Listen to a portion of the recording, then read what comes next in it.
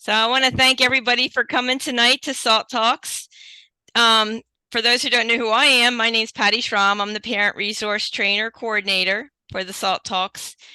Tonight we're doing a hybrid session from Greene County, and we have Allison Boot, who is going to discuss, she's going to kick off our series. We have a series going on for independent living, and she's going to be kicking us off this is going to be a series we're going to be covering for the next 2 months.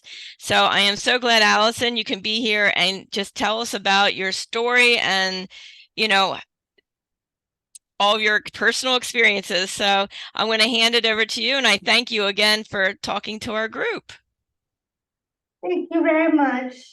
As Patty explained, my name is Allison Boot. I am Miss Chair, Ohio 2023. I'm a resident of Beaver Creek. I am 35 and have cerebral palsy. My husband and I both actually have cerebral palsy, and we live independently. So I'm just here to kind of talk about my experience with that and share my story. But as I'm sure the audience knows, there's so many facets of independent living for people with disabilities. So I wanted to start out by asking if anyone has specific questions that I might be able to address before leading into some personal experiences. If anybody has any questions, feel free to, if you want to ask them, or you can type it in the chat box and I'll be glad to read them. Or I think Kathy's at her computer. Either one of us can read them. So I don't see any at this point. So I guess you can go. What I'm going to know is, are there specific challenges in regards to independent living that the audience would like for me to address? I think many of the audience, they're looking at independent living for their child and what is it like, whether they choose going to, college, whether they're going to choose to employment, and then what do they do to live independently? What does that look like for their child? I think those are some of the big questions for many parents.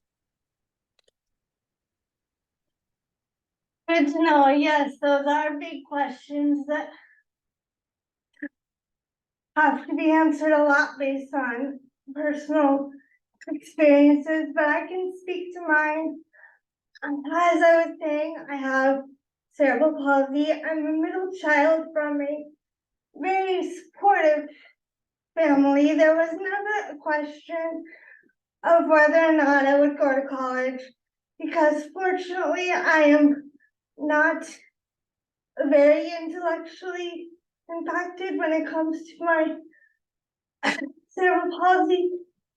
As many of you may or may not know, that disability is on a spectrum like many other disabilities, such as autism, and no one case is like another. So sometimes people are impacted both physically and intellectually, and sometimes it's one or the other.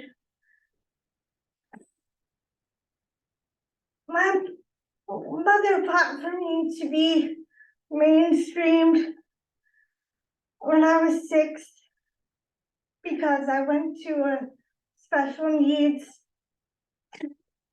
a kindergarten for children with special needs, and I was very poor, and she knew that. So she actually had to write some letters to legislators as well as principals and teachers, and I began going to West Canton schools in the 1st grade and graduated from there. And then I just kind of always knew that I wanted to go to Wright State for college because of the fact that they have such a supportive program for those with disabilities in terms of personal care and disability support services. And also because of the fact that my father happens to be an alum of that college. So I probably knew since I was about 12 that I was going to go there, which I don't know is a very typical thing. But what made the experience a wake-up call for me, and I speak to a lot of students about this, is the fact that I didn't really have someone outside of my family care for me until I went to college. And then at that time, as a freshman, I had other freshmen with little or no personal care experience helping me. So I had to kind of learn how to manage them at the same time that they were learning to care for me. And wow, I love my family very much and appreciate how supportive they were. I do kind of wish that I had been exposed to personal caregivers outside my family prior to college, because for quite a while I felt like a fish out of water, so to speak. The state does have a very good disability services program, particularly when it comes to physical supports.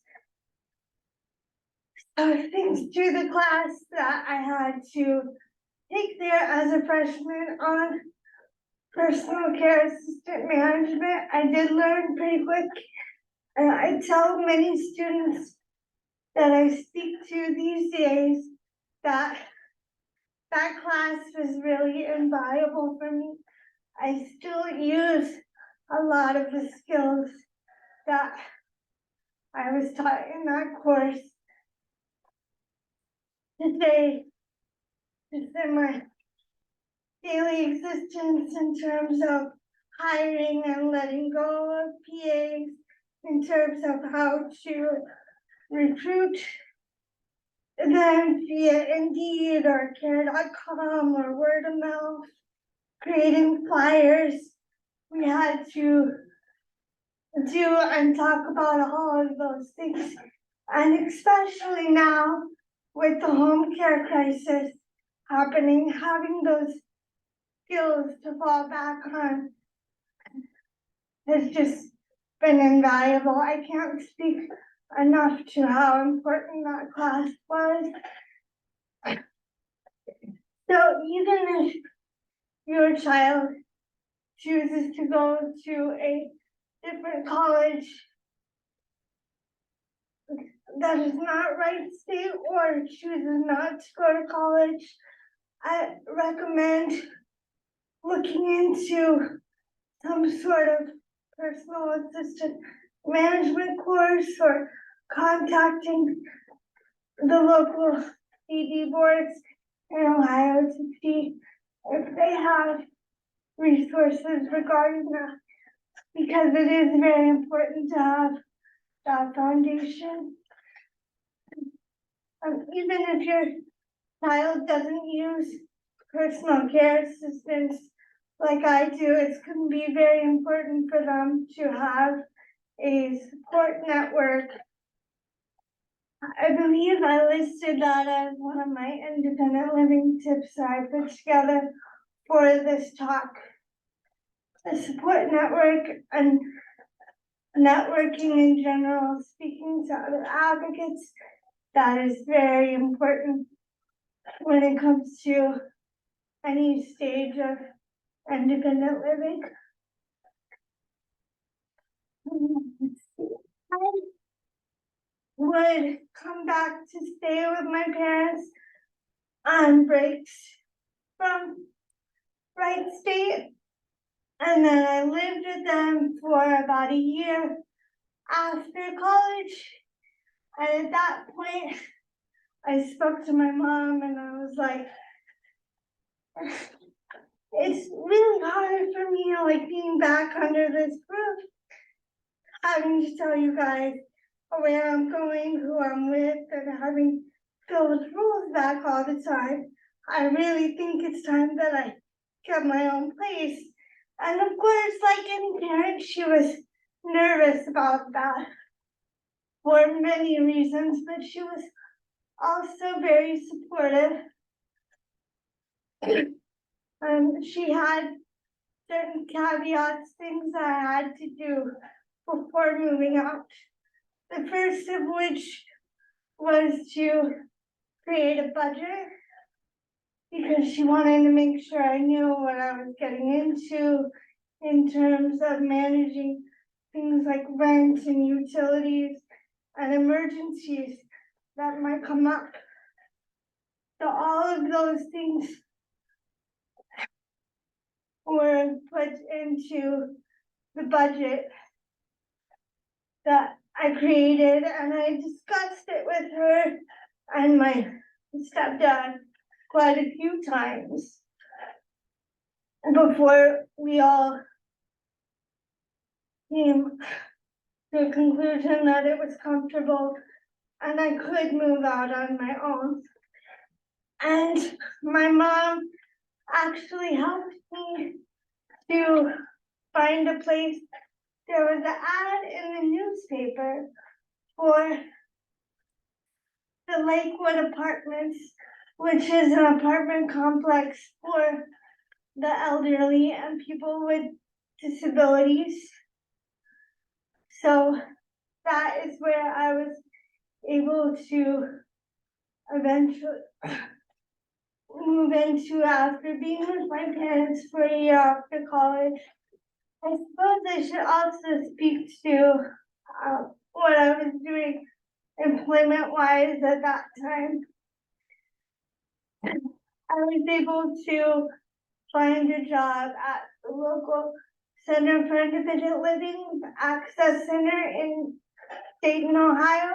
I actually started out volunteering there to get my foot in the door.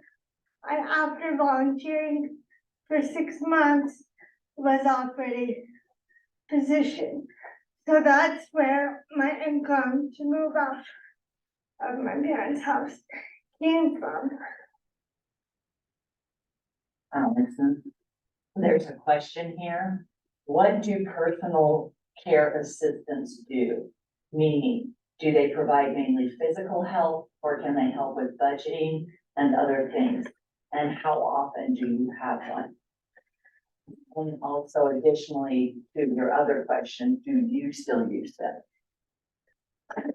Yes, personal care assistants generally help with things like activities of daily living, grooming, dressing, bathing, those sorts of things. But there's also something called a personal support worker that can help with things like budgeting and getting out in the community, getting to and from work and things like that. I know some people that have more intellectual disabilities or sometimes just behavioral and social anxieties that use those personal support workers to help them better facilitate life out in the community. So even if your child doesn't need a personal care attendant for activities of daily living, a personal support worker is also an option. And yes, I do still use personal care assistance. I do not have 24-hour care, despite the severity of my disability, just because my husband and I, just as a married couple, we prefer to have alone time and not have 24-hour care. But we do get about 15 hours of assistance a day. So we'll typically break that up into 5-hour shifts, and they'll help us, get ready in the morning. And of course, go to bed and things like that. But they also help with things around the house, such as cooking meals and doing laundry. Now, that being said, we still direct them on how to complete those tasks. When I started out my freshman year, well, actually, I had to have been before my freshman year at Wright State. My mom realized that other freshmen would be working for me, and that they might not know how to do laundry either. So she taught me how to do it so that I would be able to direct other people through the process. And I still do that today. And my husband loves to cook, even though he's not physically able to cook. As I said, we both have cerebral palsy to a significant degree, but all of the men in his family know how to cook. His dad was actually a short order cook for a time, so he was able to give him some tips and tricks. So we typically tell our PAs that they are just his hands in the kitchen, and he has actually taught a number of our assistants how to cook, which they really appreciate, because then they could go home and cook for themselves or their significant others. Another question that Michelle added also is it expensive to have a personal care assistant or support worker? Yes, it can be expensive. Fortunately, there are care waivers available from the state for people with disabilities, either through Medicaid or the Department of Developmental Disabilities. My husband and I are both on a DD waiver because cerebral palsy is a developmental disability. So we get financial assistance for our personal care assistance through that waiver.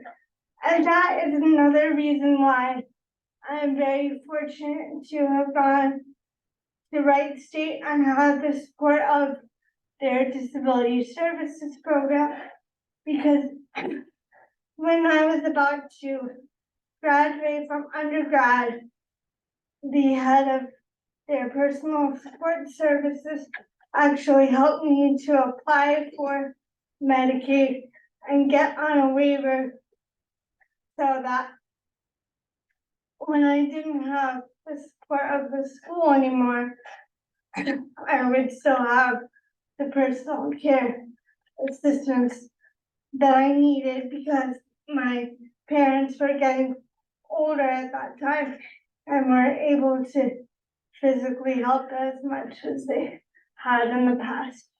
And unfortunately, that happens to all parents at some point in time. And she asked one more, are they employed through DD or the state, or are they contracted? I currently use personal care assistants that are employed by the state via a DD waiver. But there are different waivers through Medicaid, so it all depends on the severity of disability, the type of disability. There are a lot of factors. And there are what they call independent contracted aides that work for the state itself. But then there are also aides employed by care agencies. My husband and I utilize both what they call independent providers and agency providers. we use a mixture of both. And then Amelia asks, how has self-advocacy helped you? And has that helped you more than others advocating for you? I would say self-advocacy has helped me tremendously. I'm not going to discredit others advocating for me. My mother was a voice for me before I had one, and I will always be thankful to her for that. And I always say that multiple voices are better than one voice. But self-advocacy helps to build confidence and helps people realize what they are capable of. And a lot of times, especially in my case, I've been capable of more than I realized, particularly now as a state title holder, as Ms. Wheelchair Ohio, having this heightened advocacy platform and being able to speak to legislators on not only my own behalf, but on the behalf of others has just helped me realize that the sky is the limit. So self-advocacy is tremendously important.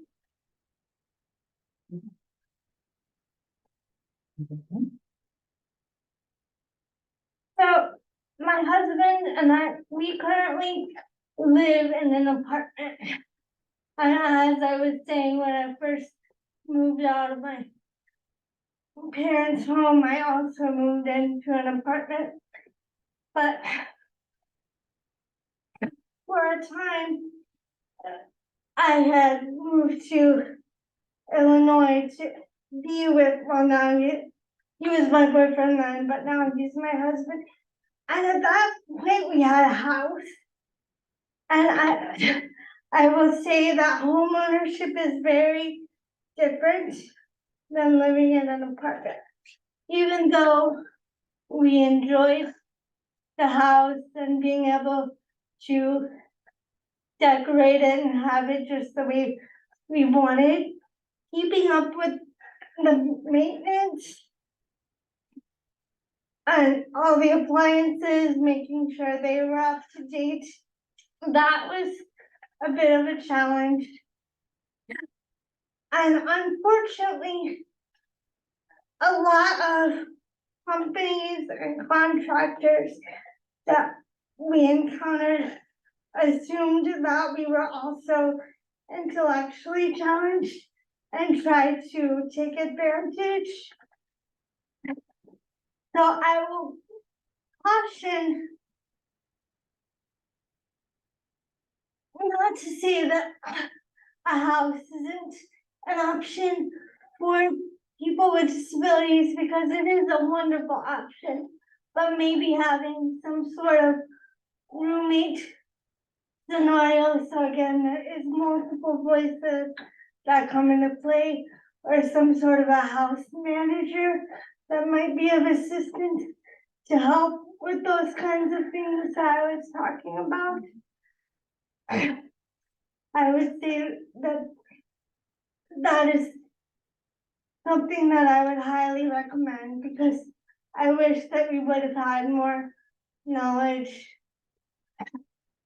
before becoming homeowners. There were unfortunately companies that tried to take advantage. We had a plumbing issue once, and at the time I was working on a part-time basis, and my husband wasn't working at all because he had a pressure sore, and the company wanted to charge us $17,000 to fix the plumbing issue, which was almost a third of what we had paid for the house. So I was like, well, on our income, that's not going to work, so we have to do something to fix this. And my husband was like, ready to take out a loan and pay it off over a number of years. And I was like, no, I'm going to do something about this. So I got on the phone and made a lot of calls and eventually got connected to the city plumbing commissioner. And I explained to him the situation that we had happening, you know, what we had been quoted and our income and what was going on. And he said, well, that doesn't really sound right, but if it is something that expensive, you know, we have grants that you can apply for through the city. But I'm gonna have a plumber that works for the city come to your house and see what's going on. And the plumber that we had come, he looked at the estimate from the other company and looked at the situation. And he basically said that he suspected that because it was close to the holidays, at that time, the company was trying to scam us. And he actually fixed the situation at no cost. They made us promise that we would call his company from that point on if anything happened, which we did. And I mean, I could tell more stories like that. Unfortunately, I won't, because that's not specifically what I'm here to talk about. But I was just giving an example of the kind of things that we encountered as homeowners. What is showing your list that you shared on your recommendations for independence. So while you're Yes, talking. would you like me to speak specifically to any of those? I know that I talked a little bit about budgeting already. Also, just establishing a credit history and knowing how to manage finances or having someone trusted to help you do it is a very important aspect of living independently. I think especially if you do have people like personal care assistants or personal support workers coming in and out, it's very important to have a trusted person help with finances. My mother and my older brother have worked in the banking industry for years, so the importance of good credit and keeping control of finances was pretty much drilled into my head since I was a child. But I know that not everybody has them. So Michelle asked, did you find the apartment by yourself or did you get assistance with that? when I first moved out of my parents' house, my mom had seen an ad for the Lakewood apartments. So she helped me find the studio apartment that I had at that time. But when my husband and I chose to move back to Ohio from Illinois to be closer to family, I found our apartment independently. Unfortunately, finding an accessible apartment is not as easy as it should be. A lot of times, apartment complexes will say that places are accessible when they're not. Like when I was searching for an apartment, when we decided to move back here, I went into quite a few like showrooms where I would have to rearrange furniture that they had staged because it was that inaccessible. And that goes back to just a lack of knowledge about accessibility requirements from a lot of housing communities and establishments, so that's where advocacy and research to educate yourself on that kind of thing comes into play.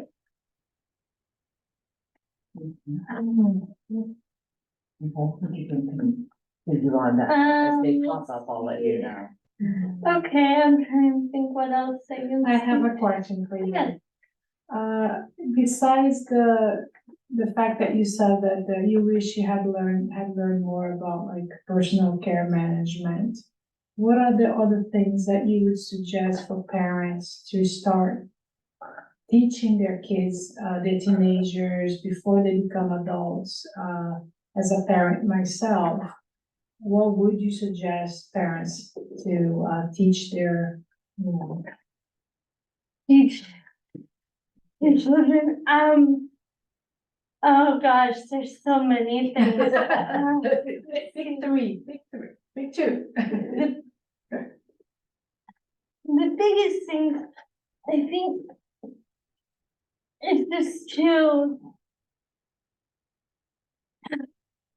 be as much of a self-advocate as they can be. Like, I know a lot of young adults don't really know themselves, even though they don't yet realize that. Like, I didn't really know myself or who I wanted to be, at 18, 19 years old when I was starting college. I know a lot of young people that age, like they think they know everything, they think they know how life is gonna go, but life is what happens when you make plans, right?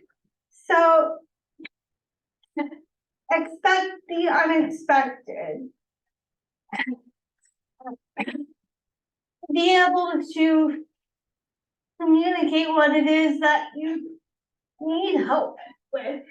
I was in a situation where, because my family had helped me so much and they knew me and my needs so well, initially when I started college, I didn't have the knowledge that I needed in terms of how to communicate my needs or how I wanted my body to be treated in terms of personal care or just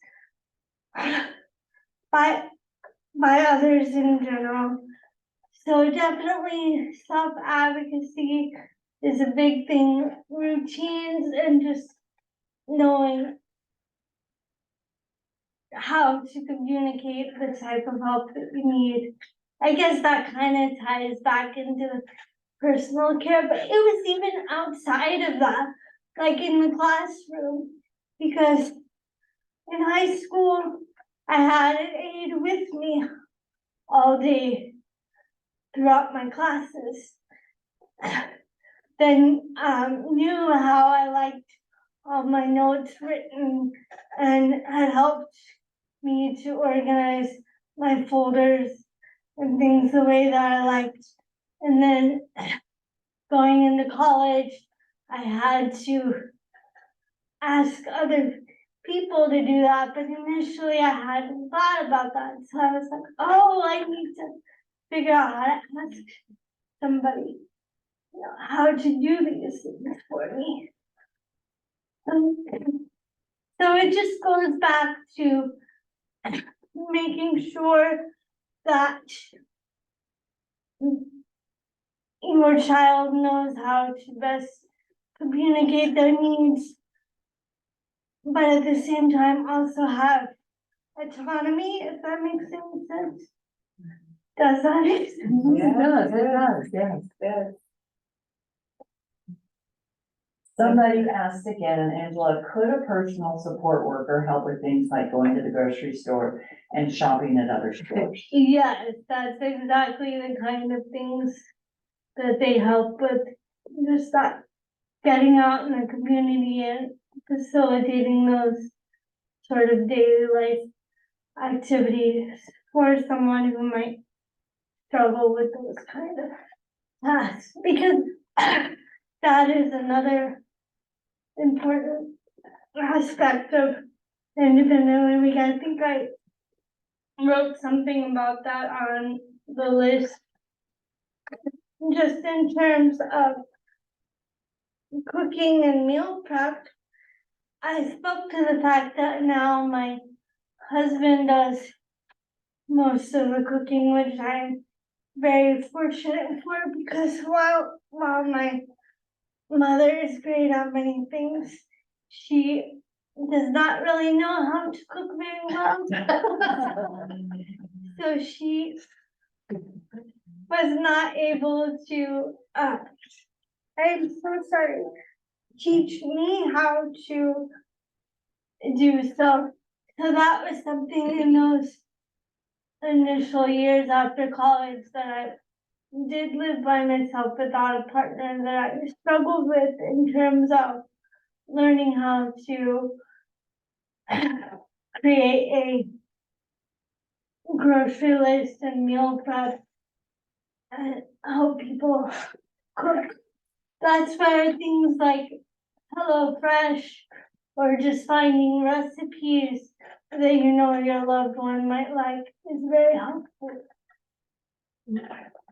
Somebody asked, Patty asked, do you make use of assistive technology in your current independent living, previous college experience, or other situations? Yes, I most definitely do.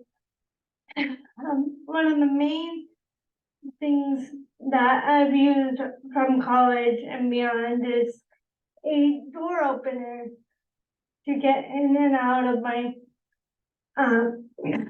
well, first dorm and then apartments, which fortunately I was able to get assistance through. Now it's called Opportunities for Ohioans with Disabilities, to pay for those door openers, help me be able to get in and out, because I don't have the dexterity to be able to handle heavy doorknobs and such. And then also it just helps with having people come in and out of my home and just being able to give them a code to get in and not have to worry about keys and collecting them when people unfortunately move on to some other type of employment or something like that. We're just able to change the code and not have to worry about collecting keys from people or getting lock change. So, and even just little things like grabbers to pick things up, I've used those.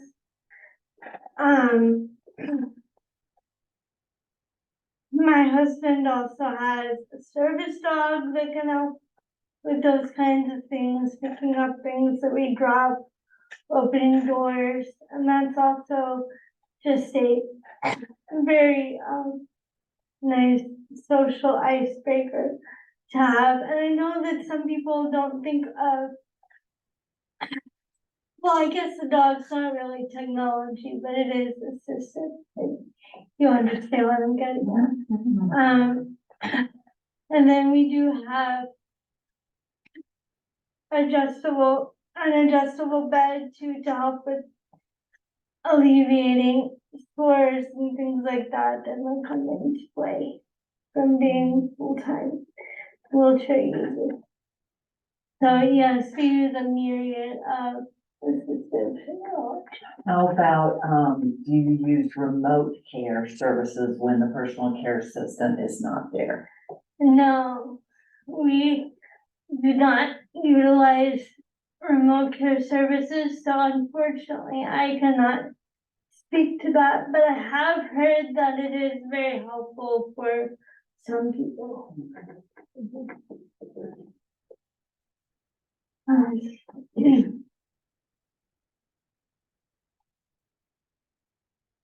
Trying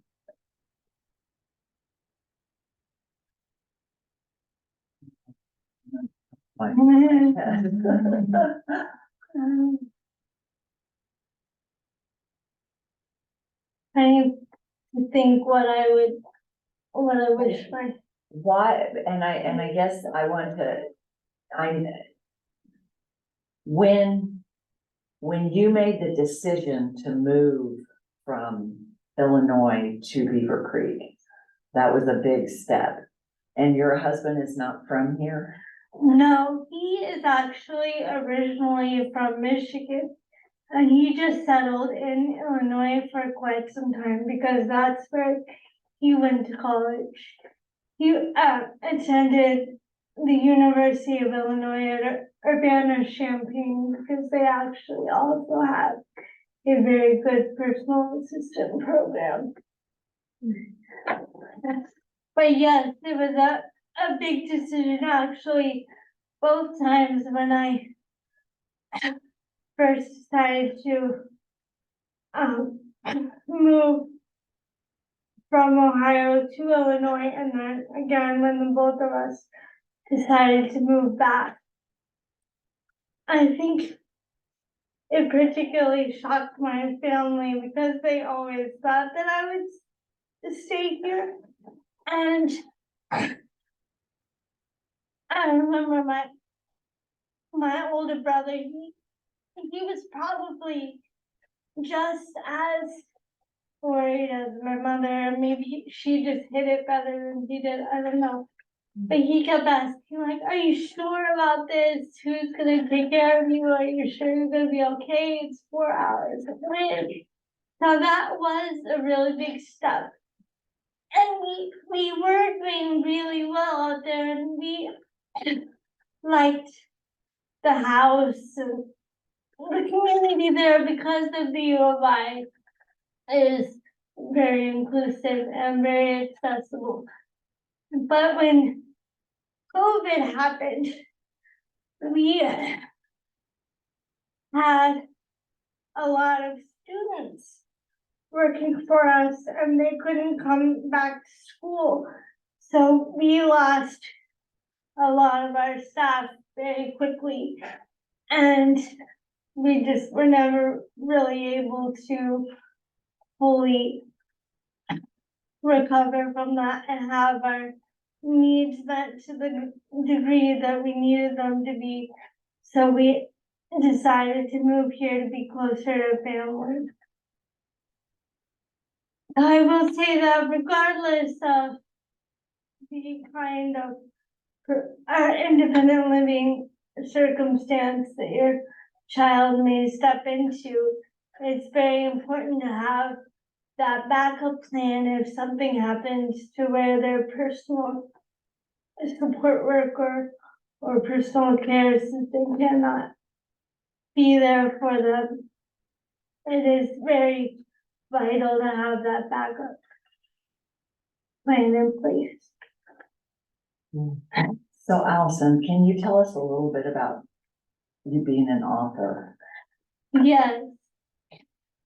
I was going to speak to the fact that entrepreneurship can also be a very good employment option for those with disabilities that might not thrive in a traditional job. Being a part of some kind of business or starting their own business is a very good option. I have always loved to read and write. I say that you can't be a writer if you're not also a reader. And I started writing when I was very young because I felt that characters were a good way to let out and express emotions that were hard for me to express otherwise. But as I got older and became more of an advocate, I also realized that writing is a good advocacy tool. And even though I've always loved to read. Growing up, I didn't see characters that looked like me in the books that I read. So I wanted to change that, which is why I began self-publishing books in 2015. I currently have 3 that are self-published, and by December, fingers crossed, there will be a 4th. I choose to write young adult and children's books featuring characters with disabilities. And all of the stories that I've written and published so far are stories of self-acceptance and equity. Sorry, my words can be twisted up. But again, I think it's very important to have those kinds of stories for children to read from young ages, because people don't know what they're not exposed to. It comes down to education and awareness, and books are a fun way to do that. So that's why I choose to do what I do. When I started out in 2015, I wanted to go the traditional publishing route, and I think I received about 50 rejection letters from different publishing houses.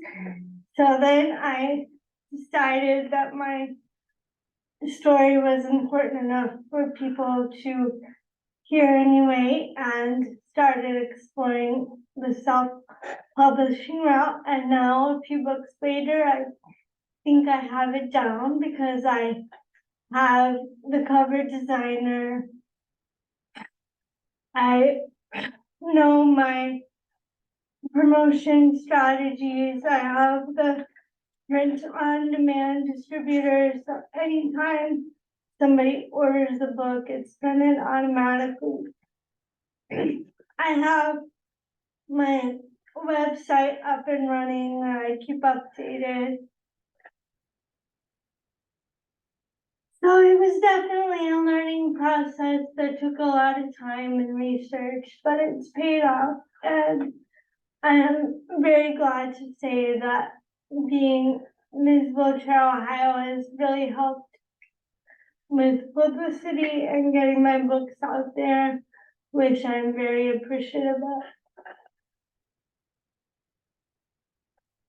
And then Andrea wants to know, what are your hobbies? What do you like to do for fun? Well, as I was saying, I've always loved to read and write. I do that a lot. Of course, hang out with my husband. I love to watch movies. Our service dog is the apple of my eye. I would play with him every day, all day if I could. He will be 12 in November, but he acts like he's about 3. So he's still a puppy at heart. He loves to play. So playing with him is definitely one of my favorite things to do. And honestly, speaking to audiences like this and going to schools to speak to children and young people about my books and my experience as a disability advocate has been really fun. I've really enjoyed holding this state title and getting to meet so many great people. I actually competed for Ms. Wheelchair America back in August, and I met some other really wonderful state title holders, and hearing their stories and getting to become friends with them, I really enjoyed that. And although I didn't win the whole thing and become Ms. Wheelchair America, I did win what is called the Nikki Ard Award in recognition of Ms. Wheelchair America 2001. And her platform was about arts and being inclusive. So they give that to the person with the most inclusive spirits whose talents and efforts help the disability community. So I was really honored to receive that award at the competition. Congratulations. Yeah. That's awesome. And I just so everybody knows, Michelle did put out, the website if you're interested in, ordering and, Allison's books. So that is in the chat. And then, Michelle also asked, what are the requirements for a service dog and how do you apply for one? I believe they are an important aspect of not only a successful but happier life. So how did you go about getting yours? I applied for my service dog through Canine Companions. Canine Companions, they are a national organization. They have different regions throughout the country. The local regional office is in New Albany, Ohio. So I filled out their application online just by going to caninecompanions.org and looking for our local region. And after filling out that application, I did a phone interview about my disability and the ways that I thought I could utilize a service animal. And then I think it was a few months after that, I was able to come to the regional office in New Albany and see some of the puppies that they had there and talk to them about what the service dogs could be trained to do. And then when we all agreed that I would be a good fit, I was put on their wait list. And after about 3 years, I got a call that they had a class of dogs that they thought could possibly work for me. So at that point, I was living in Illinois, but I came to Columbus for 2 weeks to work with that class of service dogs. For the first few days, I worked with probably 5 different dogs and then was matched with one eventually. And then for that last week and a half, I worked one-on-one with that dog before bringing him home. Canine Companions, they do not charge for the dog. They just require that people are able to afford the general upkeep, meaning food, and the annual vet bills and whatnot. Initially, the service dog is recertified once a year, and then as time goes on, it becomes every 2 years, and then eventually every 3 years. And then once the dog eventually retires, you can choose to give it back to Canine Companions or keep it as a pet. That is up to the service dog owner. And at that point, you are put on a list for your successor dog. And I've been told that that list is much shorter than the initial one. The initial one can take anywhere from like 3 to 6 years, depending on the severity of a person's disability and the speciality of the dog that person might need. So then can you share with everyone how that service dog had something to do with, you meeting your husband? Yes. Your current husband? Yes. When my husband had come to get his service dog, a nurse that worked for me at the time was in the same class with a different client of hers.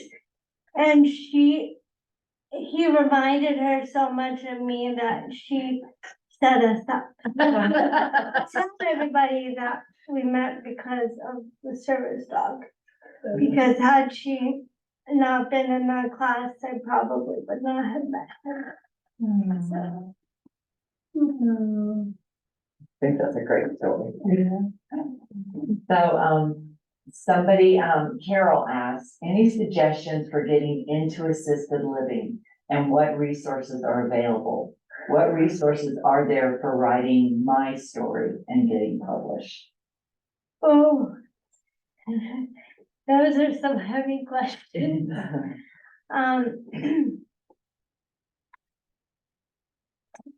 I don't personally know very much about assisted living, but I do know that social workers can be great resources when it comes to that. My sister-in-law has worked in the healthcare field for many years in a myriad of different positions, and she relies on a lot of her social worker friends when it comes to researching assisted living options for clients. So in my experience, social workers are a great resource for that. But I will also speak to the fact that research is a lot of what it comes down to. I don't know if it's because I went to journalism school or if it's just me personally, but I have always been a fan of research because, you know, I mean, Google is an awesome,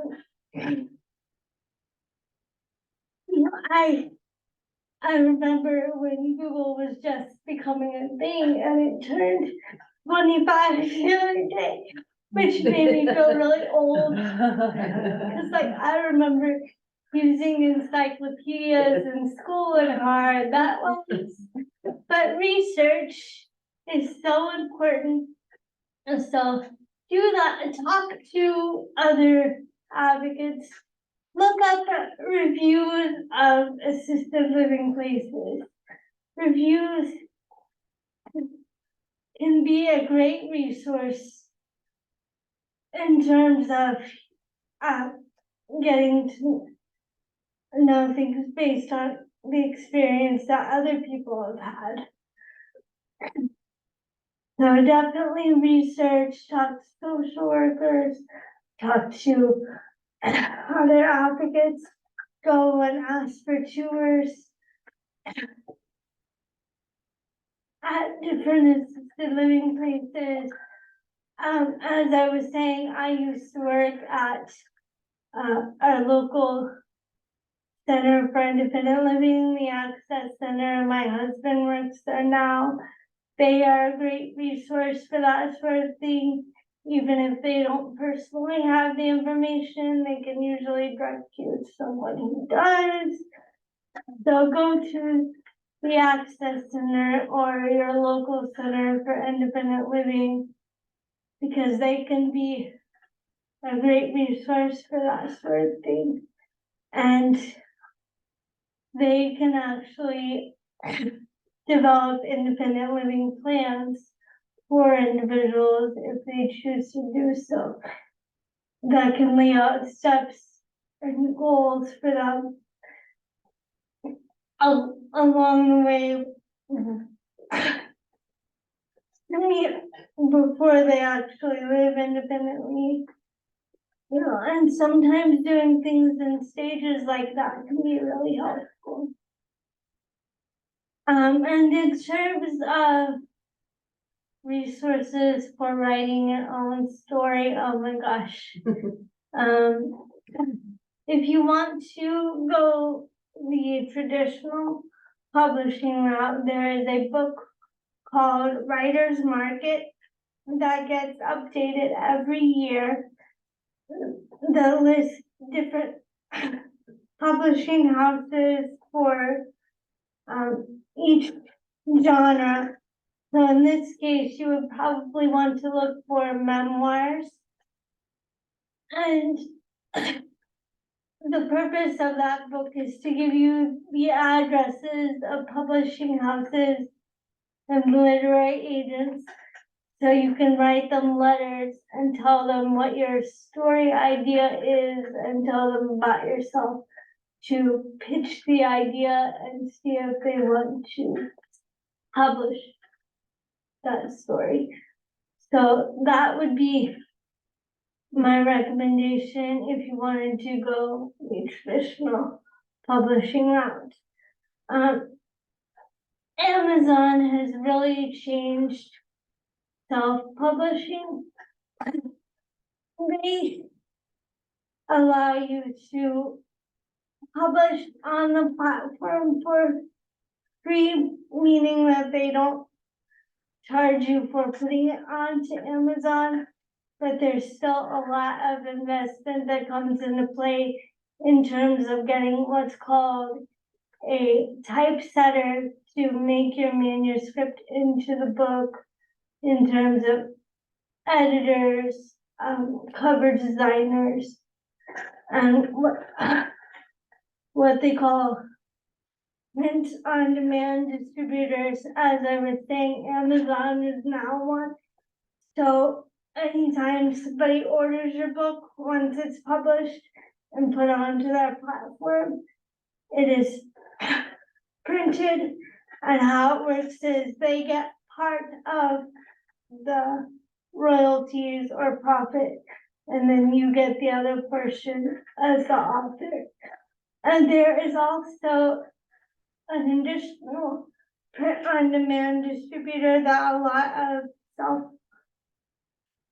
self-published authors use, including me, called Ingram Spark, which they are pretty similar to Amazon in that they don't charge for you to put it onto their platform, but they also allow for further global distribution and allow for you to have your books put into libraries, whereas Amazon does not. So again, it was research that told me about that key difference, because I wanted to make sure that people all over the world had access to my stories. I also have all three of them, well, all three of the books I currently have published on Audible, because it was very important to me that even those with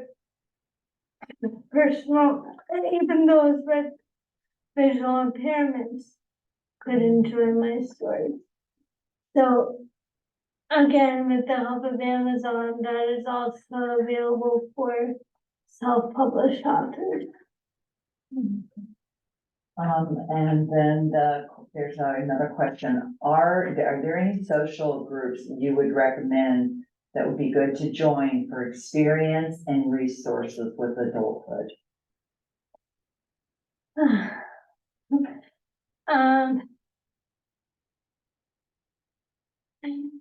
Let me think a second.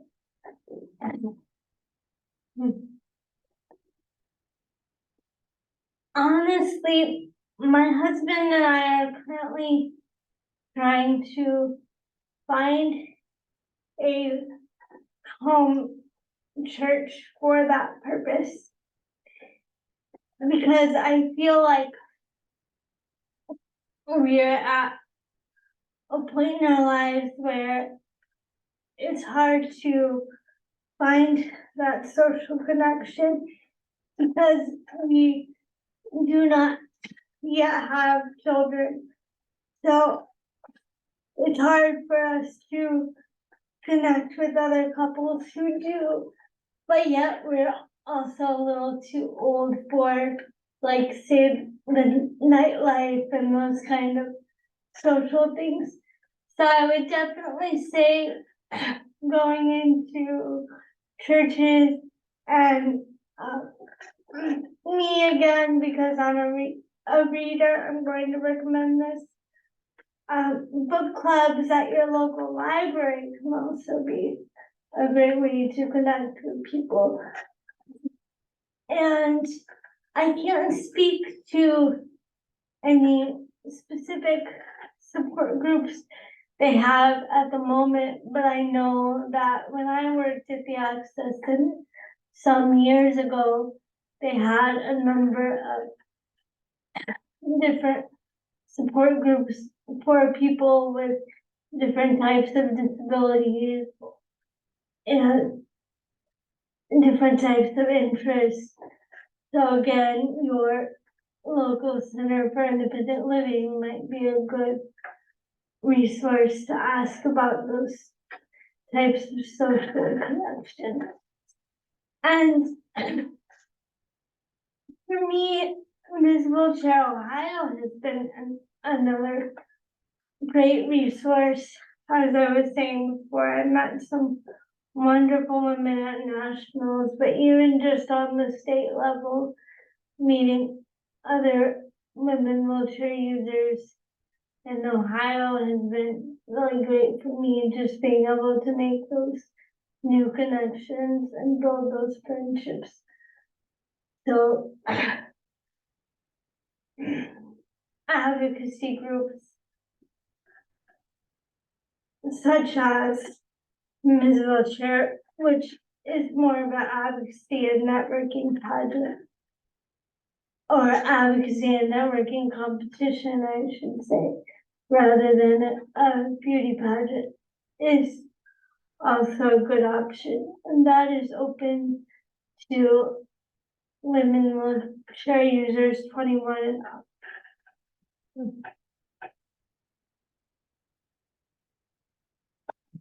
Questions? Any other questions? So I'm just because of my previous experience and what I do, and I know that we probably have some others here with this transition age.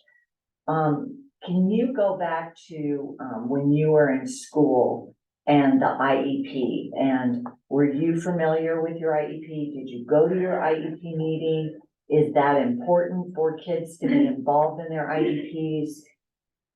Yes, a lot of students don't like when I say this, but it is very important for students to come to their IEP meetings. I started going at a very young age, probably as young as upper elementary school.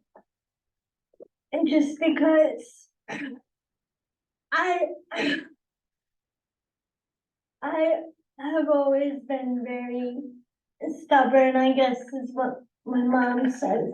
Always wanted to know what was going on because I was like, it's my school day, it's my IEP, like I should be in there, I should know what they're doing.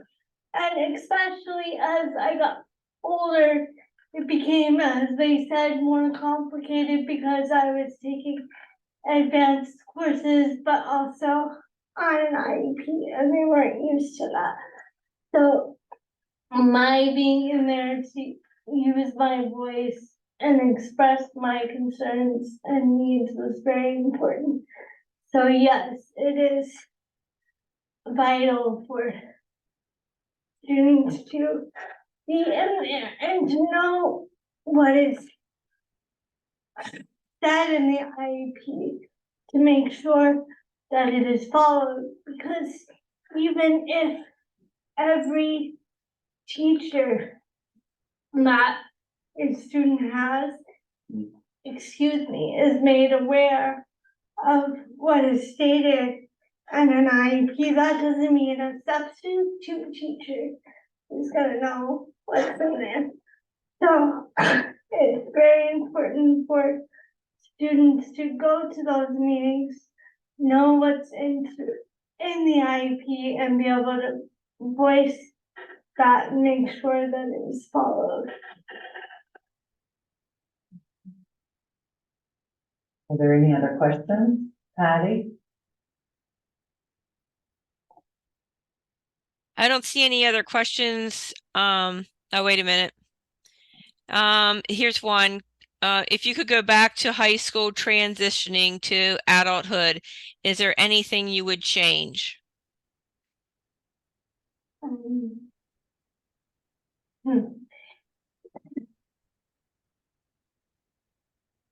Yes, I think I spoke to this a little bit already, but just having earlier exposure to caregivers outside my family would have been extremely helpful. And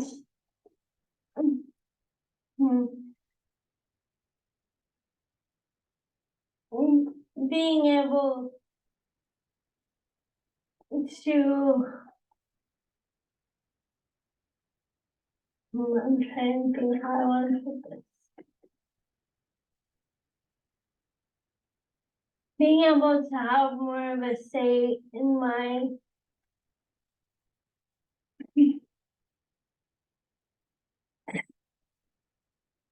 undergraduate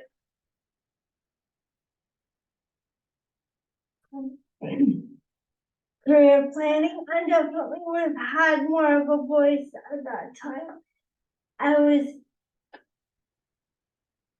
don't want to say pressured into journalism, but I knew I wanted to be an author, a writer, but they told me that I needed to pick something more profitable if I wanted assistance from Opportunities for Ohioans with Disabilities.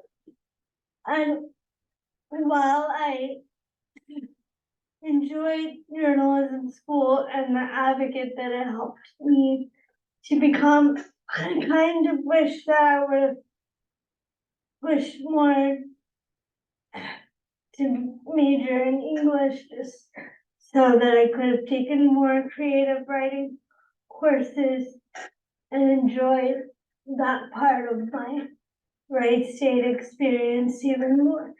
So I think that goes back to just being more of a self-advocate early on. It speaks to how important that is.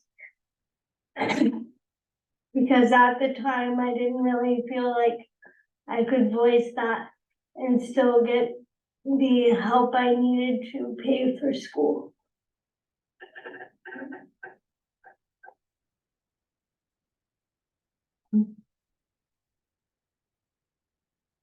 Does anybody else have any other questions for Allison?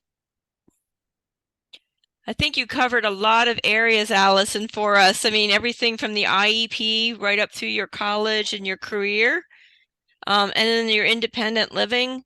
I was just curious to know, like, when you talked about your service dog, how does your service dog help you throughout the day? Normally, he'll pick up pencils that I drop, or if Lord forbid I drop my glasses or something like that. He will pick them up. And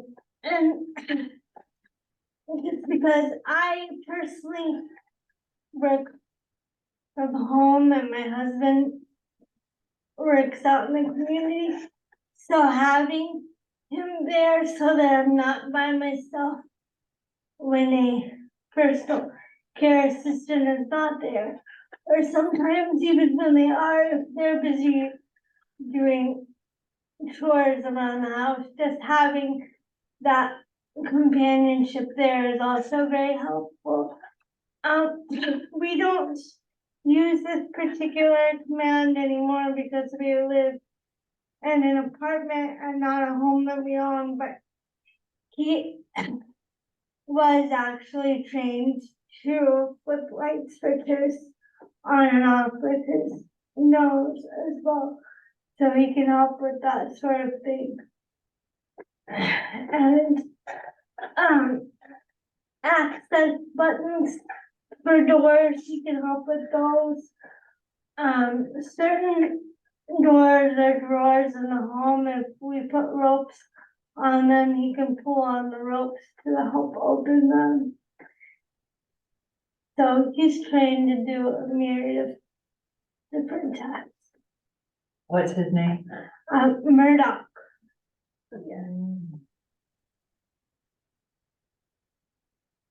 Is there any other questions for Allison out there? I know we covered a lot of territory. Let's see here. There was a thank you, Allison. You're a great inspiration and blessing for your voice and advocacy in Ohio. We are very fortunate to have you representing many without a voice. Thank you. I'm going to put a plug out. We've had Allison talk to some of the schools in Greene County. So those of you that are out listening that know of other schools, including West Carrollton, where Allison graduated from high school. If you have knowledge of other schools or even the schools that your sons or daughters go to, she is a great speaker to the general population, not just for people with disabilities, because they think it's amazing what she's taught the people that she's come and talked to at the Career Center here in Greene County and at Xenia. So I'm just going to put a plug out there for her. Not that she asked me, and I'm not her paid. She doesn't pay me to be her agent, but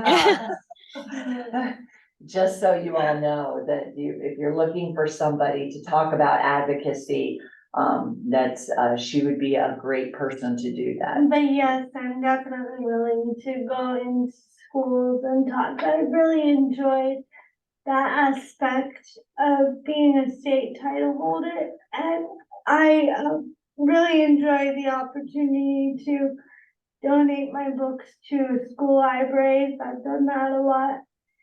Kids seem to really enjoy them, and that's actually where I got the idea for my fourth book, which is about a unicorn in a wheelchair, because I was talking to some kids at Monticello Elementary School in Huber Heights about what they like to read, and one of the children said that I should write a book about a unicorn. So, who doesn't love unicorns? One aspect of independent living that I didn't really touch on is transportation. I do not drive, but I've done a lot of traveling as a state title holder, and even before I was a state title holder, I've used accessible vehicles. I own one of my own. I've used a number of different paratransits in Ohio counties. I also used Greyhound to get back and forth from Ohio to Illinois when my husband and I were in our dating stages. So I have a lot of experience with advocacy when it comes to transportation as well.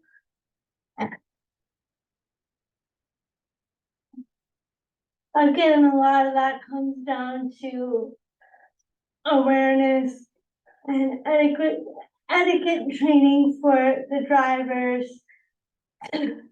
I spoke at a conference for the Ohio Public Transit Association recently about my experience using various types of public transportation.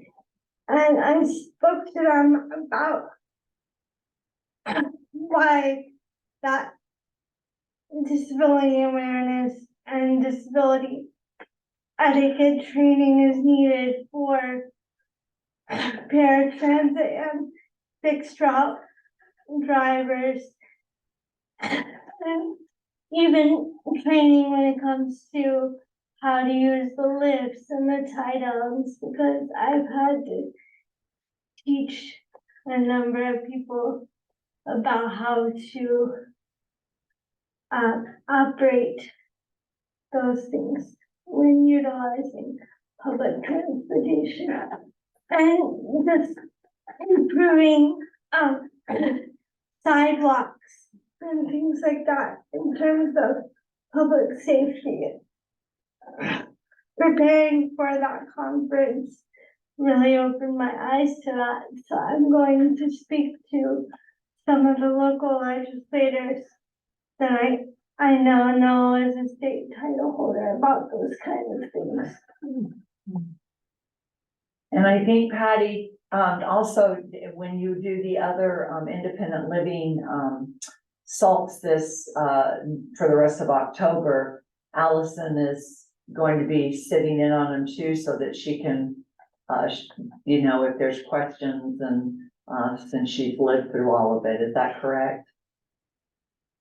Yeah, we've invited her to attend what she can. I know she's a very busy person, but she had said that she would try to jump in on a few. We do have, like, next week, we're going to be talking about housing.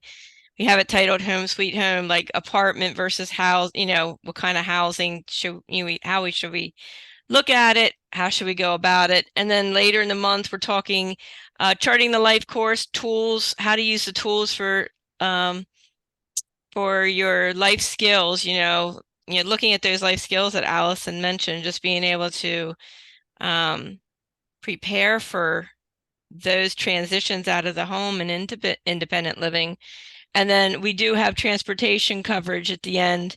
We'll be talking to Green Cats, and there'll be a couple other local groups that will be talking about their public transportation. And then we have Capabilities talking about getting a driver's license for those who are able to go that route, and what the process is. So yeah, we have several independent topics this month, and you had touched on many of them tonight, Allison, and it was great to hear. So I'm hoping you can join us for some of the other ones. I will do my best. Yes. I'm going to close the recording, but I want to thank you for coming. And when I close the recording, it is open for discussion. Anyone who wants to raise their hand, that's how we, if someone wanted to ask a question that didn't want to type it, we wanted to give them the opportunity to just speak out a question. So I want to thank all those who attended virtually and those who are in the room. I can't see who's totally in there, but I have Inez as a parent. She's gone through transition, but she has been with SALT forever, I think since day one, as she started realizing what transition was about. But I want to thank all those that attended virtually and all those who attended in the room. And this will be available on YouTube in a few days. So 1 second while I close the recording.